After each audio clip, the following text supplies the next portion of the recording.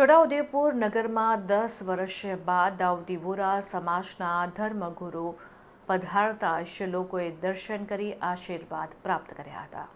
દાઉદી વોરા સમાજના 53માં દાઈ ડોક્ટર સૈયદના આલી કદર મફદ્દલ સાહેબ છેલ્લા 10 વર્ષ બાદ છોટાઉદેપુર ખાતે વોરા સમાજની નવનિર્મિત મસ્જિદના શુભારંભ અર્થે તેમજ અનુયાયીઓના ઘરે પધરામણી કરવા તેઓના પ્રવાસના અલીરાજપુરથી છોટાઉદેપુર ખાતે રવિવારે સાંજે પધારતા મોટી સંખ્યામાં દાઉદી વોરા સમાજના લોકો દ્વારા તેઓના દર્શન કરી આશીર્વાદ મેળવી ધન્યતા અનુભવી હતી।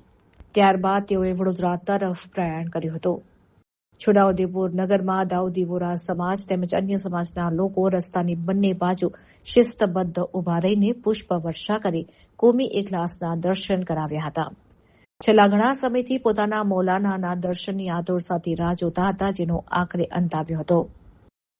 દાઉદી વોરા સમાજ દ્વારા મૌલાનાના આગમનની ખુશીમાં ઘર મહોલ્લાઓને રંગબેરંગી રોશનીથી શણગાર કરવામાં આવ્યો હતો। આ ધાર્મિક પ્રવાસને પગલે કડક સુરક્ષા વચ્ચે છોટાઉદેપુર નગરમાં ભક્તિમય માહોલ જોવા મળ્યો હતો।